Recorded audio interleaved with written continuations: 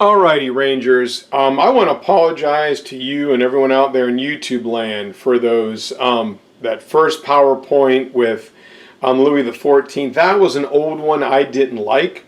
So we are going to finish up English absolutism today and talk about Russian absolutism. And I'm going to send you guys this PowerPoint on Google Classroom and some more guided notes. I just did not like that earlier version. I mean, it's okay, but while we're here doing this homeschool during the coronavirus, I like this one a whole heck of a lot better. So let's dig in here for the next 20 to 30 minutes. And I also upload a little assignment on Classroom, a little compare and contrast short answer assignment that can be open note if you guys need to go ahead and do that. So where we stopped yesterday was King James II, the younger brother of Charles II, who never expected to be the king. And he will wind up attacking the church by putting in jail 7 Anglican bishops. And that's just a little bit too much. You can get away with a lot, but attacking the church, that's one of the big no-nos. So does have a giant hat though, look at that.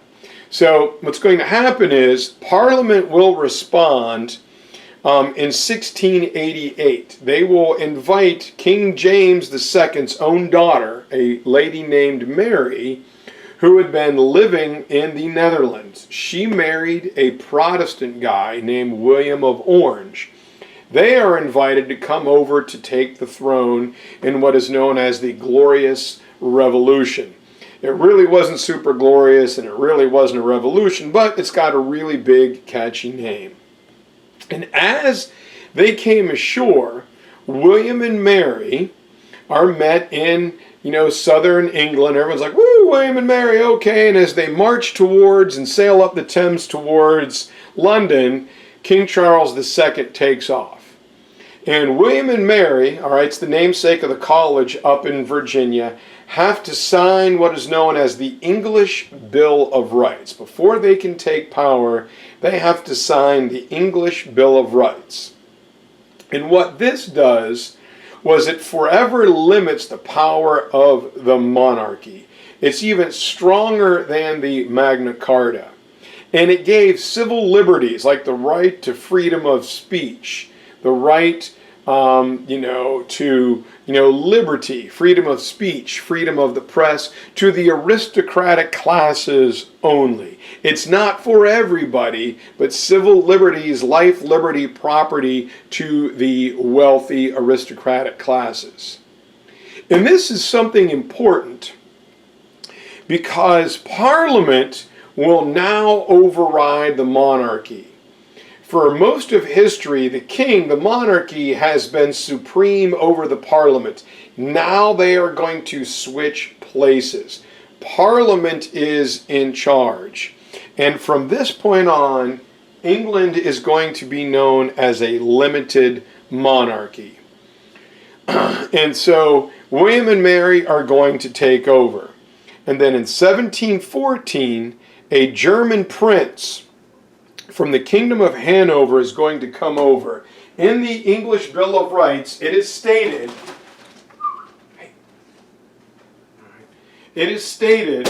that if there is no direct heir, the King of England will go to the closest line of succession will be to the German House of Hanover, a state in Germany. And so that happens in 1714 when we get a guy named George of Hanover will become King George I of England. So the current royal family are descended from this guy. The problem with George is he inherits a very difficult job as the king still has a lot of power, but he's got to operate with Parliament. We're still figuring out how to do that. And George is a German guy who doesn't really speak English. So this is not an easy spot to be in. And so here is William and Mary, King James's own daughter, and here is George of Hanover. So here we go. And he's going to become known as King George the First. And he's going to be fortunate because he is going to hire a guy named Robert Walpole. And Walpole will really become the first official prime minister of England. And what Robert will do is he's going to create a cabinet, which is a group of advisors, like even the president has one. And they're going to advise the king on domestic policy, foreign policy, the economy, the military. And what Walpole says is, we have to make this succeed. For the monarchy to remain, for the English Bill of Rights to remain, this is what we have to do. And he says, behind closed doors, feel free to disagree. Behind closed doors, freely speak your opinion. But once the king makes a decision and we go public, everyone is going to support the king's decision. Disagree in private. When we go public, you stand behind the king. And it is Walpole's leadership that will help the monarchy, the king, and the members of parliament figure out how to integrate and work together. And so things are better in England. All right, the king is no longer absolute. But we've got to remember that parliament is not a democratic or representative institution. They're not there representing the will of the people. They're good old rich boys looking out to make sure they come out the best. Good old rich boys looking out for good old rich boys. But what happens in England is unique. This blend of parliament and the monarchy, this constitutional monarchy, will create greater political unity that didn't really exist anywhere else around the world. The people are proud of being British, of eating bangers and mash and eating fish and chips and driving on the wrong side of the road and, Manchester and West Ham and all of that stuff. And because of this, because they're disconnected from the continent, in England, the people had a little bit more freedom than those on the continent. They're not being really subjected to the destruction of the wars that will be fought on the continent. And the king's power has definite real limits. All right, the king just can't do whatever he wants. And even though it was a good old boy network, the government simply could not ignore the wishes of the greater population. They simply couldn't do it. People were allowed public debate. People were allowed free speech. There was a stone in Hyde Park that if you stood on it, you could call the king a scum-sucking, doofenshmirchin, dunder-headed ninny-muggins, and you couldn't get in trouble. You tried doing that other places, and you would come up a foot shorter as your head would be removed. And so the effect of Walpole's leadership was awesome. It's going to bring peace and stability to England. When everyone else is fighting and worrying about the destructiveness of the wars in Europe, England will create something known as the empire in which the sun never saw. As Great Britain goes out to colonize and focus on trading everywhere from North America all the way to India, imperializing, colonizing, having money coming in from all over the world. So a small group of islands in an island nation will become a dominant world power for centuries to come. And so while England does not achieve absolutism, they come out much, much, much stronger in the long run. So that's it for England. We are now, we're going to get, here's absolutism in France. Here's Chief Minister Mazarin. Here's Cardinal Richelieu. Here's Louis XIV, and there's another look at Versailles to kind of go over. There's the Hall of Mirrors. Right here is going to be the throne chair that I'm telling you guys about.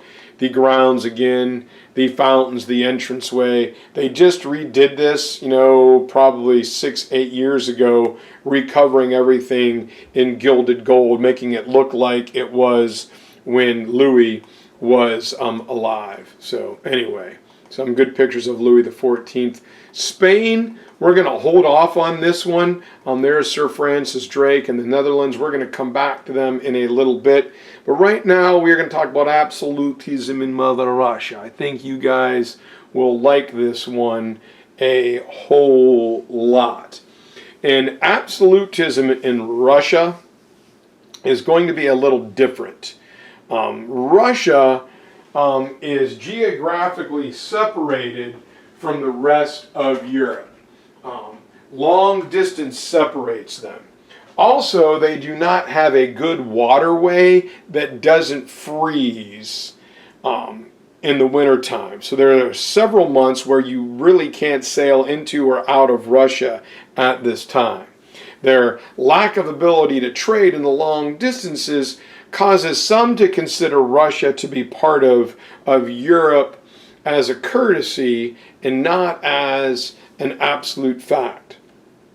So from 1584 to 1613, Russia is going to experience a thing known as the Time of Troubles, where different boyars, different nobles are going to be fighting and duking it out, causing distress for the peasants of Russia who, tired of having their crops be destroyed and stolen and herds slaughtered.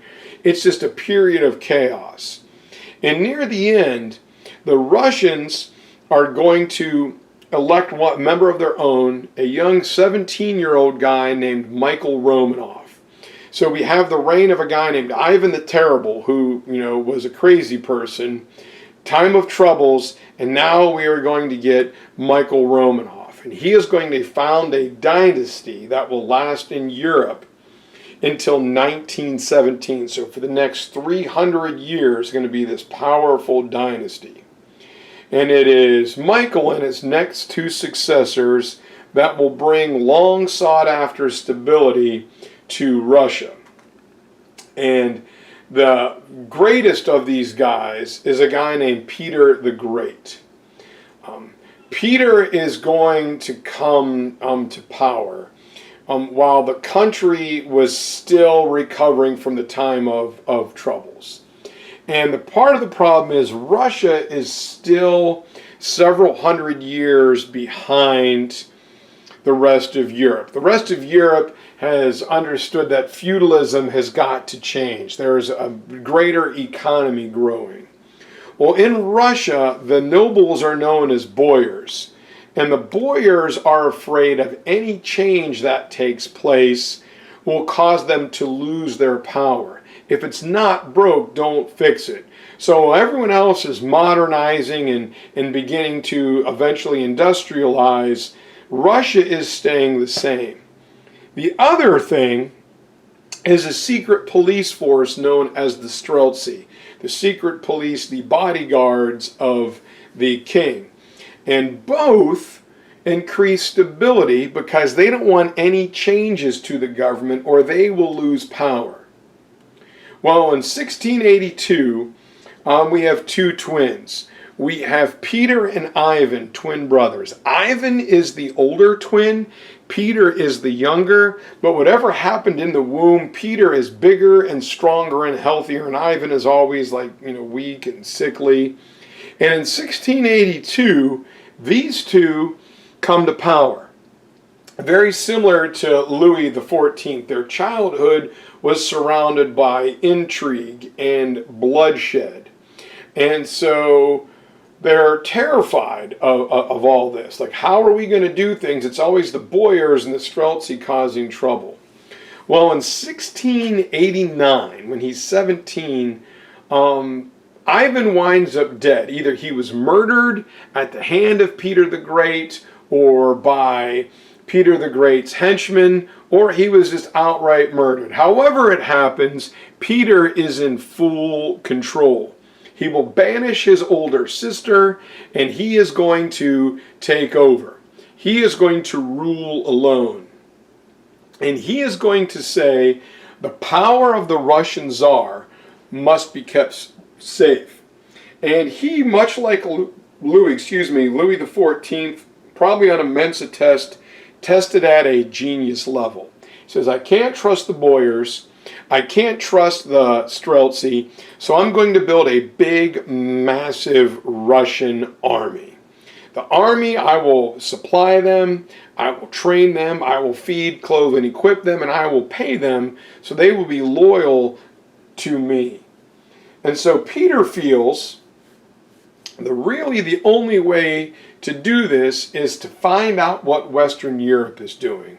What are their industrial techniques? What is their level of technology? I've got to go find that out. So I wish we were in class so I could tell you some of these stories. They're just so crazy. But Peter decides he wants to copy what they had done. So in 1697, he travels in disguise with a group of his entourage to go study in Western Europe. And Peter spends time in a British boatyard where he earns the title of a master boatwright, like a master boat builder. This is something incredibly hard, as Great Britain, the island nation, knows something about ships. So he's clearly a brilliant guy. The problem is he is somewhere between like 6'8" and 6'10".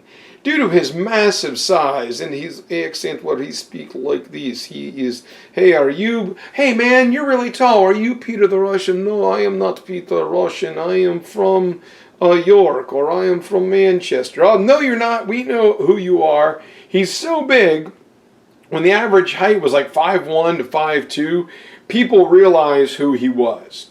And since he is a royal, the other nobles and monarchs of Europe want to meet him. And they let Peter and his boys stay in their chateaus or in their townhomes. But Peter and his guys are kind of uncouth. They're kind of like barbarians. And they gross people out. And they go to the bathroom in like parlors because they don't know what a chamber pot is. And not understanding the French etiquette. When they're having like a turkey dinner and everyone is like, cutting with their little pinky out, Peter reaches over and rips a turkey leg off like he's one of those, people at, Disney World munching on their salted turkey leg. And people are like, oh my God, he's a barbarian. Just burping and eating and drinking. So they politely ask him to return to Russia. And when he returns to Russia, he brings back some engineers that he says, hey, can you guys help me copy and make more efficient what you guys do in Western Europe? Help me to make my coal mines better, my iron ore mines better, my smelting plants where you melt the iron out of the rock, and how to make, into guns and bayonets and shovels and rakes and hoes. And these engineers come back. And they're like, okay, which coal mine do you want me to work on? He says, well, if you help me find coal mine, then we can begin to work. And they're like, whoa, wait a minute. Hang on, I got to get a drink of water here. Wait a minute. You asked us to make them more efficient. You didn't say that you don't have a coal mine. Well, when you help me have coal mine, it will be much more efficient because we actually have one then. And they're like, what? And the iron ore guys are like, all right, where's the iron ore mine you want us to check out? Well, where do you think we should put one? Well, no, Your Highness, that's not what I'm asking you. I'm saying, where are they? Well, when you help build one, then we have one more efficient. And the same with the factory managers. Hey, where is your blast furnaces? Where is your production facility? Well, where do you think we should build one? And the guys realized that Peter sold them a damaged bill of goods. And many of these engineers return home. And Peter realizes that in order to build this industry, he's got to do everything by himself. It's going to be a good job, which is what in turn is going to help make him absolute. And so Peter realizes that he has four main problems to overcome. Number one is he's got to tame the Boyars and the Streltsy. When I start that, might be where we end the day. Secondly, he's got to figure out how to control the Russian Orthodox Church. Number three, he's going to organize his government. He's got to retool the government of Russia. And last but not least, as he's just seen with his engineers going back to Western Europe, develop some type of industrial economy. So Peter is going to use the same techniques that got him the throne, and that is violence and ruthlessness. If it ain't broke, don't fix it. So his idea is, if I make my monarchy stronger, I can divert resources to my loyal military. To do that, he's got to get rid of the nobles and the streltsy. So what he does is he invites the boyars, the nobles, to dinner. And the nobles had two symbols of power. Number one, they had these really long beards that tapered at the bottom, like around their belly button, and they had little decorations, like little Christmas bells or bulbs or little bells, little decorations. And the other one were their long coats of their, the sleeves of their coats, rather. And the coat sleeves flared out at the bottom like old 70s bell-bottom pants. Think about it, when it's cold, you kind of pull your hands inside your coat. And the cuffs of the coat were very highly embroidered, very, very, very decorated.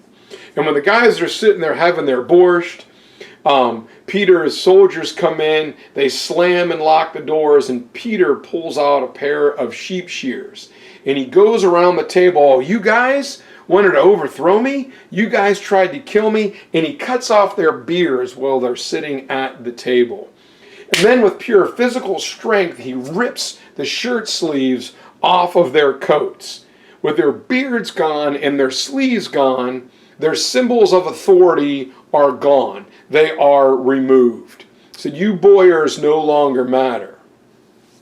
And in 1722, he institutes what is known as the Table of Ranks. And what that said is that your noble position no longer matters. It is your rank in the army. Second lieutenant, first lieutenant, captain, major, colonel, general. The higher up the chain of command, the more privileges you have. Nobles no longer matter. And then he has the streltsy line up. And they'll be surrounded by his men, and Peter will have 1,200 of them executed, and he leaves their corpses out front as a sign. This is what happens when you try to assassinate me. All right? So, some of the ones that were executed, they may have been not guilty, but it's just a sign. This is what happens when you tick off Peter the Great. And he does the same thing with the church. The church, he was afraid the old clergy would speak out against what he was doing. And Peter believed in the idea of, you've got to win the hearts and the minds of the people. Life at this time is terrible. Religion is very strong. And so Peter says, people will listen to the priests, but if they deliver the message I want them, they will not oppose me. So Peter will simply replace the patriarch, the head of the Russian Orthodox Church, like the Russian Orthodox version of the Pope, and replace him with a buddy called a synod. This was just one of Peter's guys. It wasn't a bishop, it wasn't a pastor, it wasn't a priest, it was just a guy. And Peter will make the Russian church part of his government. All right, this is simply what we are going to do. You are now part of the government, church, and state are intertwined. This is what I need you to do. And so when the church is part of his government, they go along with his reforms. Almost done here, guys. Hang in there. And when he organized his new government, Peter adopted the Swedish style of administration. And by that, he eliminates department heads. He eliminates bosses. And everybody working in, let's say, the Minister of Economics is of equal rank. And what he wanted to do, when somebody had a good idea, he didn't want them to have to give it to their boss, who might take credit for it, and then give it to Peter. He didn't want any underling to be suppressed and punished for having a good idea that makes someone look bad. So when everyone's of equal rank, and Peter says, hey guys, I need some ideas how to solve this problem. What do you think? There was no superior. There was no inferior. People were able to freely share what their ideas were. And Peter, like Louis XIV, is going to have a few governmental ministries. All right, just a few people that he can meet with every single day that he can talk to. There is the Minister of Taxes, the Minister of Foreign Affairs, the Minister of War, and the Russian economy. These four guys Peter can meet with every day, or he can go talk to their staffs. Okay, people at Foreign Affairs, give me some ideas, and then they will institute what Peter wants done. He's hands-on. He is a decision maker. Everything flows through him. And Peter's idea is that if you're freer to express your opinion, he's going to get some really good ideas. And Peter, through just sheer work, like helping to build coal mines and iron ore mines and industrial facilities, he gears everything towards the manufacturing of iron to not only make weapons for his army, but to sell things that other people of Europe will want. And so by 1750, Russia is the largest producer of iron in Europe. And Peter spends this time in this energy and in this money. And now that he has this big army, he wants to go see what he can do. And one of the few things that he needs access to is a warm water port, a port that doesn't freeze. So this way he can trade and sell things with the West, but also to be an active player in Western European affairs. They're dictating the action in the world. So in 1700, Peter attacks Sweden, and he loses. What he was attacking Sweden for, I don't know. Maybe he wanted a Volvo or some Swedish fish or something. I don't know. So he takes the L. Then he turns and he attacks the Ottoman Empire on the Crimean Peninsula. And he loses there too. And he's like, oh, God, I've taken 2 L's. So he again attacks Sweden in 1703. And he wins enough land to get access to a port that doesn't freeze maybe 6-8 weeks a year. And he builds the brand new city of St. Petersburg, named after himself. Now, if you get a chance to go to Russia, I highly suggest St. Petersburg during the day. He will build a smaller version of Versailles, and the beautiful winter palaces there. He will also use the hostage system, where he will take people from his enemies and make them build dachas, or large homes inside the winter palace, to keep your friends close but your enemies closer. And Peter is going to keep trying to attack the Ottoman Empire to get that warm water port, but he is never successful. Unfortunately, Peter was one of those guys that we've talked about, so focused on his monarchy that he never trains a successor. He reigns for 43 years. Much like Louis XIV, he's so busy doing things, he didn't take time to train an assistant. And so when he dies, his descendants don't have his sheer force of will, his body of a giant and temper like a bear. And while he makes the modernization of Russia a distinct possibility, he really just pulled and drug Russia towards the future, his descendants don't have his force of will or his vision. And so in 1725, when he dies, the Boyars are able to manipulate and reassert their control, keeping Russia a little bit behind everyone else who's about to go through the Russian Revolution. All right, guys, that is the unit on absolutism.